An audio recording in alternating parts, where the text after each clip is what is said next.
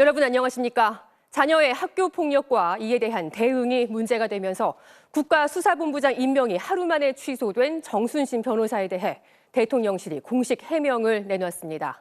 검증에서 걸러지지 못해 아쉽다고 밝혔습니다. 하지만 부실 검증 논란이 반복되고 있는 데 대해 비판이 쏟아지고 있습니다. 먼저 이정은 기자입니다. 대통령실이 내놓은 공식 입장은 아쉽다는 것이었습니다. 검증에서 문제가 걸러지지 못한 부분에 대해서는 아쉬운 점이 많다는 것이 대통령실의 입장입니다. 사실상 검증이 미흡했다는 걸 인정했지만 한계가 있다고 해명했습니다. 이번에 공직 후보자 본인이 아니라 자녀와 관련된 문제이다 보니 미흡한 점이 있었던 것으로 판단이 되는데 5년 전 방송 보도까지 된 학교 폭력 사건인데 어떻게 몰랐느냐는 질문에 대통령실은 아는 사람만 아는 것이라며 익명 보도라 알기 어려웠다고 밝혔습니다. 정순신 변호사가 부실한 답변서를 제출한 사실도 드러났습니다. 지난해 9월 대통령실이 홈페이지에 공개한 공직 예비 후보자 질문서 169가지 질문 가운데 본인 배우자나 부모 자식이 관계된 소송이 있는지 공직 임용에 이의를 제기할 주체가 있을지도 묻게 돼 있습니다. 하지만 정 변호사는 관련 소송을 적지 않은 것으로 알려졌습니다. 공직 후보자 검증을 담당하는 법무부 인사정보관리단은 개별 인사검증에 대해선 밝힐 수 없다는 답만 내놨습니다. 대통령실과 법무부 책임론이 제기된 데 대해 대통령실 관계자는 이번에는 경찰의 주요 인사여서 경찰 안에서도 검증이 있었다면서 시스템 문제를 개선할 방안을 찾겠다고 말했습니다. 민주당은 책임을 규명해야 한다고 비판했습니다. 인사참사에 책임이 있는 한동훈 장관과 이원모 인사비서관, 이시원 공직기관 비서관 모두 검찰 출신입니다. 검찰 출신은 묻지도 따지지도 않고 인사검증에 프리패스권이 주어지는 것입니까? 국민의힘은 문재인 정부의 조국 전 법무부 장관 임명을 지적하며 정치 공세라고 반박했습니다. MBC 뉴스 이정은입니다.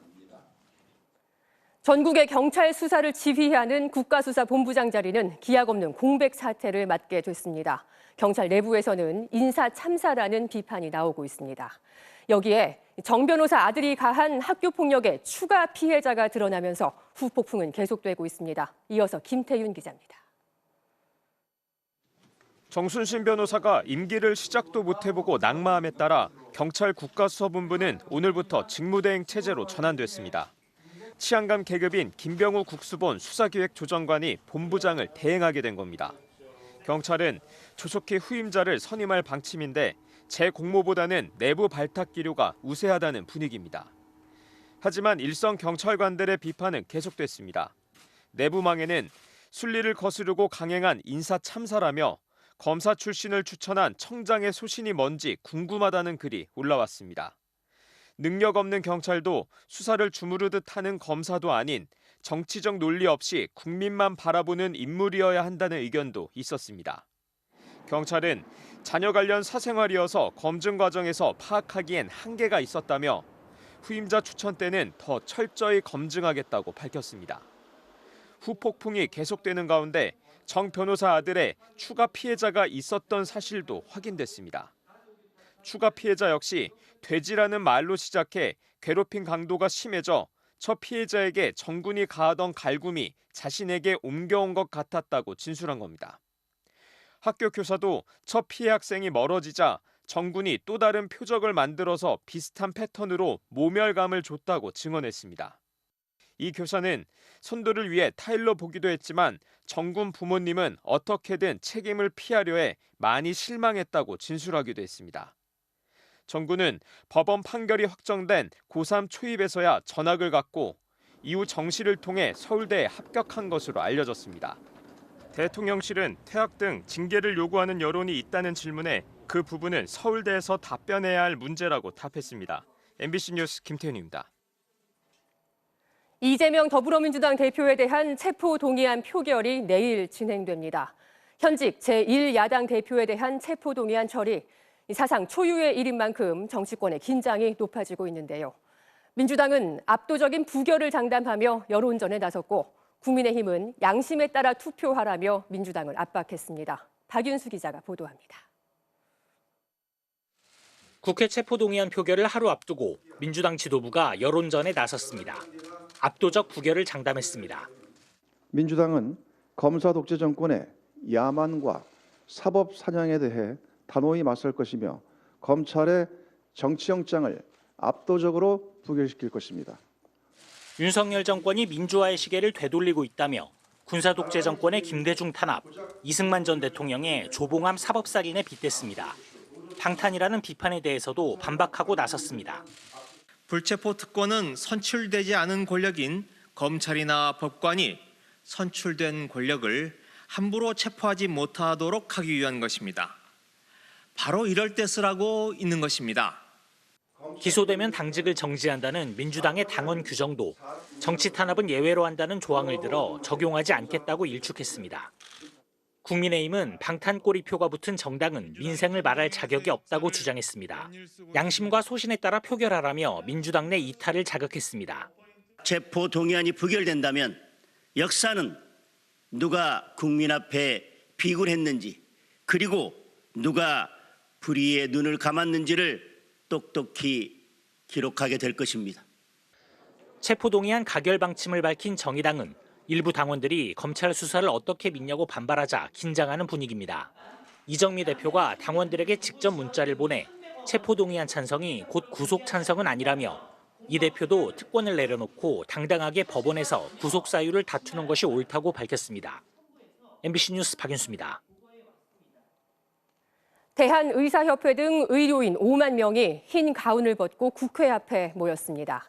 간호사법 제정에 반발하며 대규모 집회를 연 건데요. 삭발 시위에 의사 총파업 가능성까지 언급했습니다. 간호사 처우를 개선한다며 추진되는 법안인데 이들은 법안의 어떤 부분에 반대를 하고 있는 건지 그 이유를 정혜인 기자가 취재했습니다.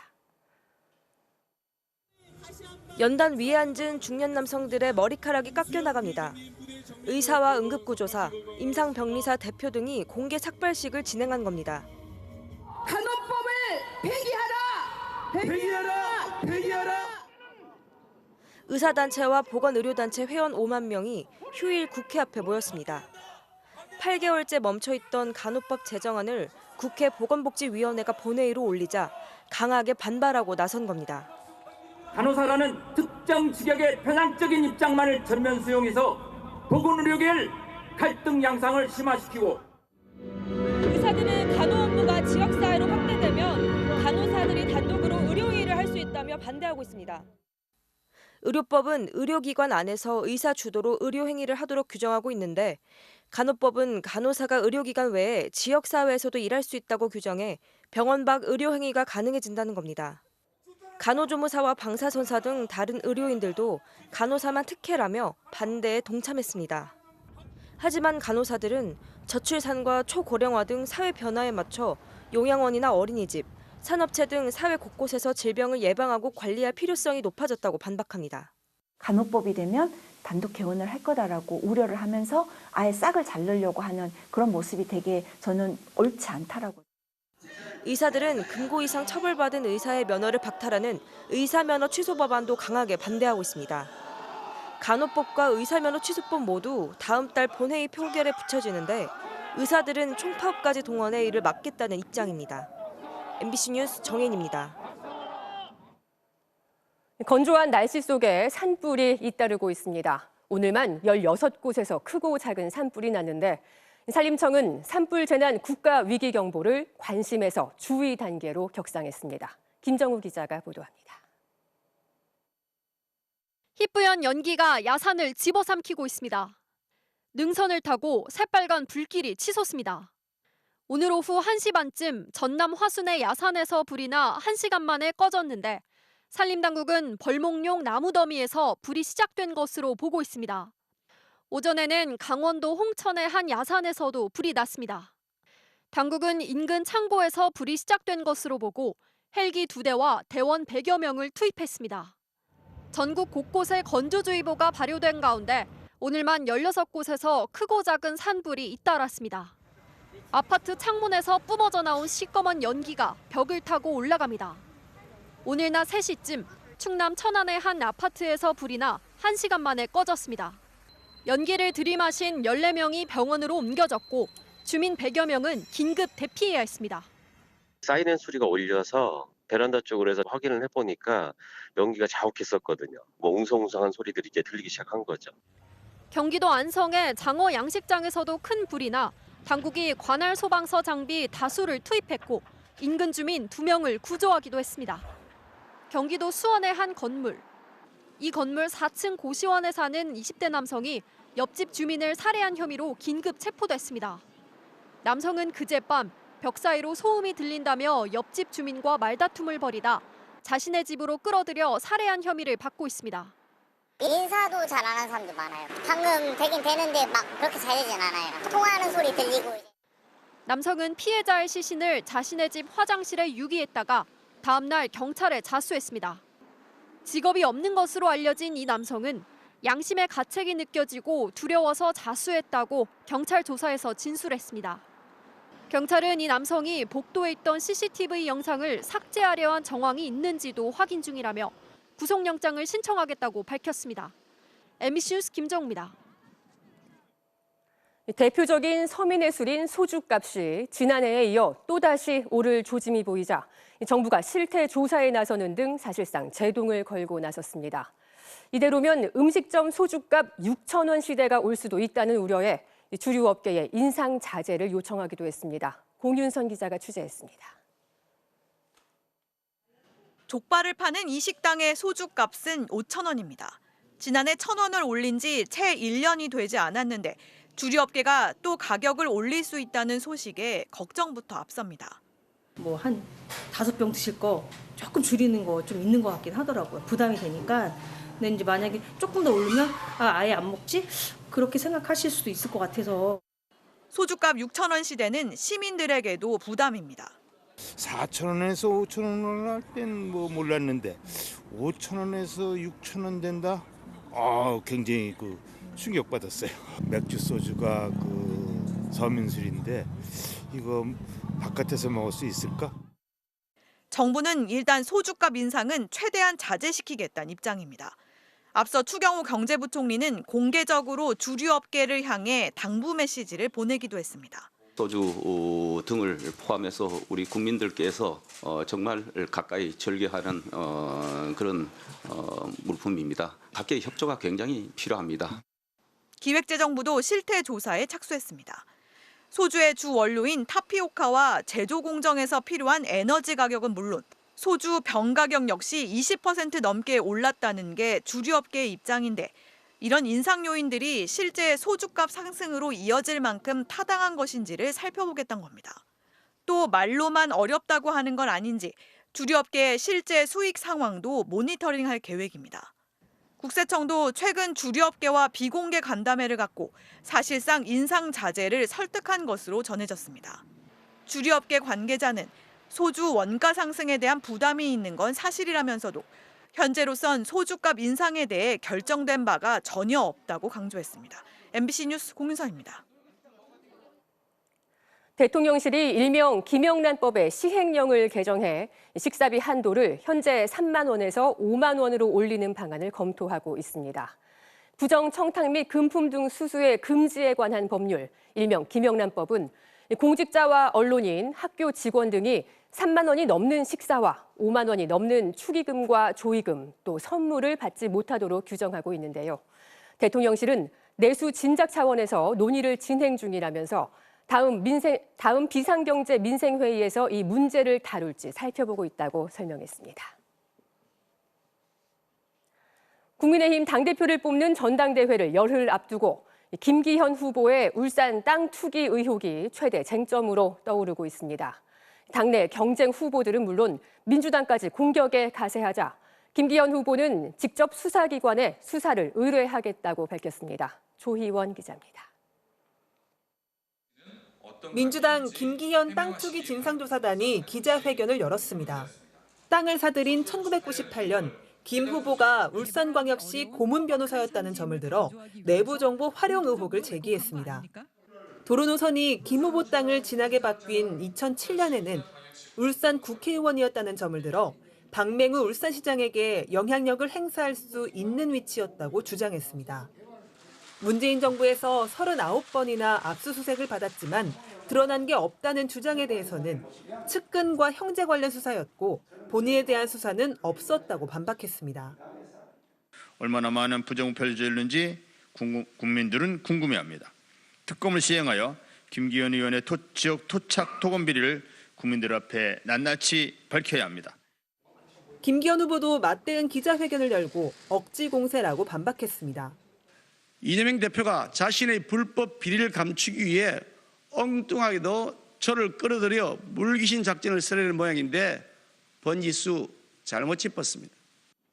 검증을 위해 직접 국가수사본부에 수사를 의뢰하겠다고 했습니다. 자기는 물론 의혹을 제기한 황교안 후보와 당대표 경쟁자들 그리고 민주당 사람들도 수사를 의뢰해 정치적, 법적 책임을 묻겠다고 밝혔습니다. 국민의힘 경쟁 후보들은 일제히 김 후보를 비판했습니다. 안철수 후보 측은 관련 의혹을 보도한 울산 MBC PD에 대한 소송이 모두 기각된 사실을 강조하며 권력자의 보복 소송이라고 주장했습니다. 천하람 후보는 정당한 검증에 내부 총질을 한다고 비판했고 황교안 후보는 거짓말 그만하고 당과 윤 대통령을 위해 사퇴하라고 요구했습니다. MBC 뉴스 조희원입니다. 김정은 북한 국무위원장이 이번에는 딸 김주애를 평양 아파트 단지 착공식에 동행했습니다. 군 관련 행사를 넘어 처음으로 경제 행사까지 행보를 넓히는 모습인데 후계자로 평가하기에는 여전히 신중하지만 북한 매체가 사랑하는 자제분이라고 부르는 어린 딸의 역할에 계속 관심이 쏠립니다. 엄지인 기자가 취재했습니다. 김정은 국무위원장과 비슷한 차림으로 손을 잡고 착공식에 나온 김주애. 평양 북쪽 서포지구에 4,000세대 넘는 새 집을 짓는 사업인데 행사 내내 김 위원장 곁을 지켰고 공사의 시작을 알리는 첫 삽도 함께 떴습니다. 부인 리설주 여사나 여동생 김여정 부부장은 보이지 않았습니다. 김정은 동지께서 사랑하는 자제분과 함께 착공식장에 나오시자 가장 사랑하는 분과 함께 건설의 첫 삽도 뜨시며 김주애가 공개 자리에 나온 건 이번이 7번째. 대륙간 탄도미사일 화성 17형 발사 현장과 건군절 열병식 등 군 일정에 이어 이번엔 경제 행사로 발을 넓혔습니다. 김주애의 등장 횟수를 늘려 본격 후계 수업에 들어가는 게 아니냐는 전망도 있지만 정부는 김주애의 나이 또 군을 장악해야 하는 북한의 가부장적인 특성 등을 고려해 아직은 신중하게 보고 있습니다. 새로운 세대를 아우르겠다는 결속, 통치의 의미가 상당히 내장돼 있다. 지금은 당시 행사의 특정 상징적 의미로만 그냥 이렇게 자리하고 있다라는 거죠. 때문에 북한의 청년층을 겨냥한 상징으로 김주애가 앞으로 보육과 과학, 문화 관련 일정에도 동행할 거란 분석도 나옵니다. 김정은 위원장은 2010년생 장남과 2013년생 딸, 그리고 성별이 확인되지 않은 2017년생 막내를 둔 것으로 알려져 있지만 북한은 아직 다른 자녀는 물론 김주애의 이름조차 언급하지 않고 있습니다. MBC 뉴스 엄지인입니다.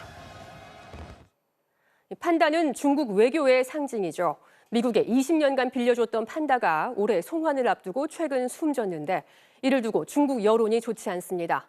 이른바 정찰 풍선 사태와 우크라이나 전쟁 문제 등 곳곳에서 부딪혀온 미중 양국은 결국 판다 사인을 규명하겠다며 공동 조사까지 벌이고 있습니다. 베이징에서 이문현 특파원입니다. 지난 2003년 중국이 미국에 선물한 수컷 자이언트 판다 러러. 테네시주 멤피스 동물원에서 20년을 보냈는데 이달 초 갑자기 숨을 거뒀습니다. We saw no indication that would lead us to believe that there was anything. 1년 전 미국의 한 동물 보호 단체가 촬영한 영상입니다. 한눈에도 야윈 판다 부부가 활기를 잃은 모습이 공개되면서 동물원 측의 학대 의혹이 제기됐습니다. 이랬던 러러가 사망하자 중국 관영 매체들까지 나서 철저한 조사를 촉구했고 결국 중국 정부는 러러의 시신 보존을 요구하고 전문가를 보내 공동 부검까지 참여했습니다. 부검 결과 직접적인 사망 원인은 일단 심장병으로 확인됐습니다. 다만 예비 판정으로 최종 확인까지는 조금 더 조사를 하기로 했습니다. 판다는 중국을 상징하는 국보급 동물로 중국 정부는 우호국이거나 관계 개선이 필요한 나라에 판다를 선물해 외교에 활용해왔습니다. 러러는 암컷 야야와 함께 판다 보존 및 연구 프로젝트의 일환으로 미국에 건네졌다 20년간의 대여 기간이 끝난 올해 돌아올 예정이었습니다. 이른바 정찰 풍선과 우크라이나 사태 등으로 곳곳에서 부딪히고 있는 양국 사이에 때 아닌 판다의 죽음이 알려지면서 웨이보 등 중국 SNS에선 비난이 이어지고 있습니다. 중국 누리꾼들은 학대 의혹을 거듭 꺼내며 동물원의 해명을 요구하는 한편 아직 미국에 남아있는 암컷 판다 야야를 조기에 데려와야 한다는 목소리를 높이고 있습니다. 베이징에서 MBC 뉴스 이문현입니다. 러시아가 우크라이나 침공 1년을 기념한다며 이른바 애국 콘서트를 열었습니다. 푸틴 대통령도 참석한 이 행사 무대에 우크라이나 자매가 올라와 러시아에 감사 인사를 전했는데 이 아이들의 어머니가 지난해 러시아군의 포격으로 숨진 사실이 뒤늦게 알려지면서 분노가 커지고 있습니다. 파리에서 조명아 특파원이 보도합니다. 우크라이나 침공 1주년을 기념한다며 모스크바에서 열린 러시아의 이른바 애국 콘서트. 블라디미르 푸틴 대통령은 물론 수만 명이 한자리에 모였습니다.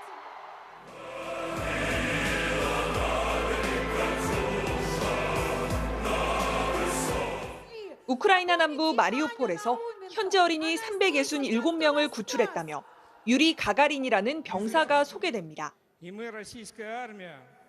동생의 손을 잡고 무대에 오른 15살 우크라이나 소녀 안나 나우멘코가 대표로 감사 인사를 건넸습니다. Спасибо дяде Юре за то, что он меня, мою сестру и сотни тысяч детей спас с Мариуполя. 안나 자매는 전쟁 초기인 지난해 4월 어머니를 잃었습니다. 안나 가족은 공습을 피해 공공기관과 문화센터 지하실을 옮겨 다녔는데 안나의 어머니는 굶주림과 추위에 시달리던 자매를 챙기려 잠시 외출을 했다. 러시아군의 포격에 숨진 것으로 전해졌습니다. 안나 자매 외에도 같은 마을에 살던 아이들이 이번 애국 콘서트 무대에 올랐는데 모두 러시아의 침공이 없었다면 집과 가족을 잃지 않았을 아이들이었습니다. 외신들은 이웃들이 마리우폴 아이들은 배우가 아니다. 충격과 분노를 넘어 혐오감이 든다고 말했다고 전했습니다. 러시아군은 당시 남부 요충지인 마리우폴을 점령하기 위해 도시가 초토화되도록 폭격을 퍼부었습니다.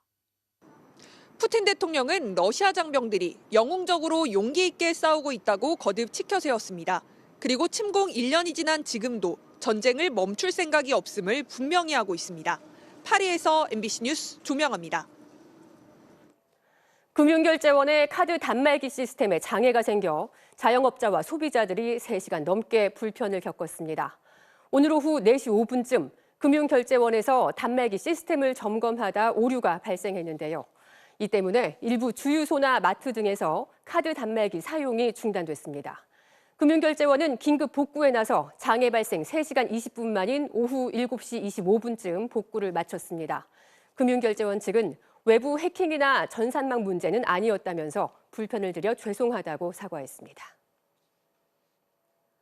저소득층이 만성 질환을 앓는 경우는 다른 사람들보다 2배가량 많지만 민간보험 가입률은 절반 수준에 그치는 것으로 나타났습니다. 한국보건사회연구원이 7,800여 가구를 조사한 보고서에 따르면 중위소득 60% 이하의 저소득층 10명 가운데 7명은 만성 질환을 앓고 있었습니다. 비저소득층에 비해 2배가량 높은 수치인데요. 외래 진료를 받거나 입원을 하는 횟수와 우울감도 저소득층이 다른 계층보다 2배 이상 높지만 민간 의료보험에 가입해 대비하는 비율은 훨씬 적어서 질병이나 사고로 인한 경제적 충격을 완화할 장치가 매우 미흡한 것으로 나타났습니다. 잠시 후 뉴스데스크에 이어 방송되는 탐사기획 스트레이트는 도이치모터스 주가 조작 사건 1심 판결로 증폭되고 있는 대통령 부인 김건희 여사의 연루 의혹과 검찰의 부실 수사 논란을 취재했습니다. 또 곽상도 전 의원의 30대 아들이 받은 퇴직금 50억 원을 뇌물이 아니라고 본 법원 판결의 파장을 짚어봤습니다.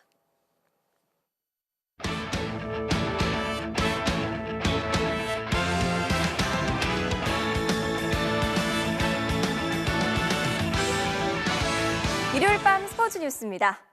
프로축구 포항이 교체 투입된 이호재의 멀티골로 대구의 역전승을 거뒀습니다. K리그1에는 승강제 도입 이후 개막 라운드 역대 최다 관중을 기록했습니다. 이명노 기자입니다. 먼저 포문을 연 건 대구였습니다. 전반 29분 고재현이 머리로 선제골을 넣었습니다.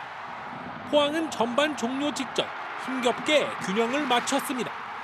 골대에 맞은 정재희의 슈팅이 골라인 안에 떨어진 게 뒤늦게 VAR로 확인됐습니다. 후반 세징야의 페널티킥골로 다시 대구가 앞서갔지만 포항은 용병술로 경기를 뒤집었습니다. 교체 투입한 이기영 성남 감독의 아들 이호재가 이를 냈습니다. 후반 39분 김승대의 패스를 침착하게 동점골로 연결하더니 종료 직전 힘이 실린 오른발 슛으로 대구의 골문을 뚫었습니다. 6분 만에 동점골과 결승골까지 터뜨리는 맹활약에 김기동 감독도 펄쩍펄쩍 뛰었습니다. 2년 전 승강 플레이오프에서 볼보이의 경기 지연 논란 이후 처음 만난 대전과 강원. 8년 만에 일부에 돌아온 대전의 창은 매서웠습니다. 전반 10분 티아고의 선제골이 VAR 끝에 득점으로 인정됐고 12분 뒤에 레안드로가 강원의 측면을 완전히 무너뜨린 뒤 추가골을 터뜨리면서 K리그1 복귀전을 승리로 장식했습니다. 한편 K리그는 이틀간 10만 명이 넘는 팬들이 경기장을 찾아 개막 라운드 역대 최다 관중을 기록했습니다.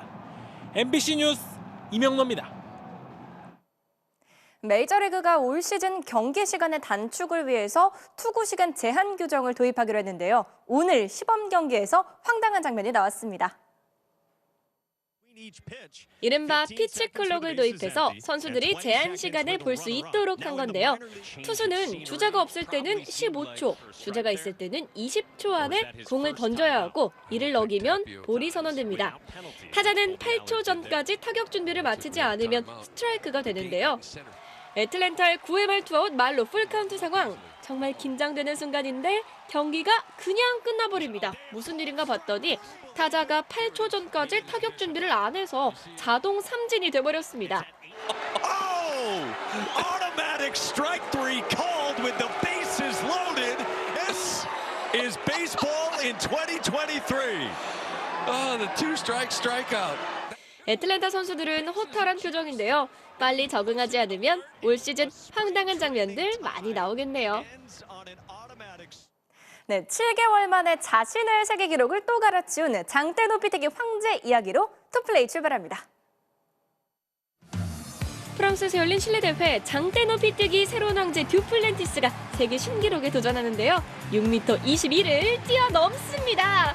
자신의 기록을 7개월 만에 1cm 경신했는데요. 올해 4번째 경기, 그것도 3차 시기에서 극적으로 성공합니다. 당분간 이 선수의 적수는 없겠죠? 사우디로 갑니다. 페널티킥골을 넣고 호세리머니를 펼치는 호날두. 강력한 왼발 슛으로 골망을 흔든 뒤 한 번 더 날아오릅니다. 전반 막판은 동료의 도움을 받아 해트트릭을 기록했는데요. 최근 4경기에서 8골에 도움 2개, 리그 적응은 완벽히 마친 것 같죠? 지금까지 투플레이였습니다. 네, 15살 스노보드 유망주 최가훈 선수가 미국 듀투어 슈퍼파이프 종목에서 대회 사상 최고 점수를 기록하며 최연소 우승을 차지했습니다. 일요일 밤 스포츠 뉴스였습니다.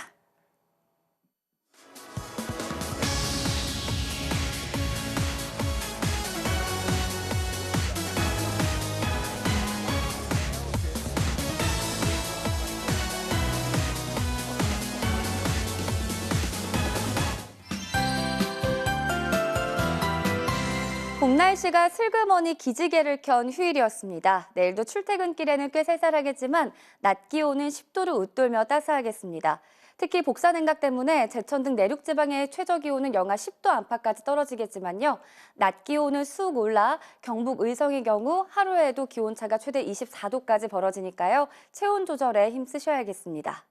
또 밤새 옅은 스모그가 유입되는 서울 등 중부지방을 중심으로는 다시 공기가 탁해지겠습니다. 미세먼지는 화요일인 모레까지도 곳곳에서 정체되다가 차츰 풀리겠고요. 포항에도 새롭게 건조주의보가 내려지는 등 건조특보는 갈수록 확대 발령 중인데요. 전국의 산불 위기경보도 주의 단계로 격상한 만큼 추가 산불이 나지 않도록 조심하셔야겠습니다. 내일도 전국의 높은 하늘은 맑게 드러나겠습니다. 오전까지 서울의 미세먼지 농도 나쁨 수준, 경기 남부와 세종 충북 지역은 일평균 나쁨 수준까지 오르겠습니다. 아침 기온 보시면 서울 영하 1도, 대구 영하 3도까지 떨어지겠고요. 낮 기온은 서울 11도, 대전 13도까지 오르겠습니다. 수요일 3일절에는 강원 영서와 제주 지방을 중심으로 비나 눈이 조금 내리겠고요. 그 뒤로 기온은 오히려 더 오름세를 보이겠습니다. 날씨였습니다. 2월 마지막 일요일 뉴스데스크 여기서 마칩니다. 저는 다음 주말에 다시 찾아뵙겠습니다. 고맙습니다.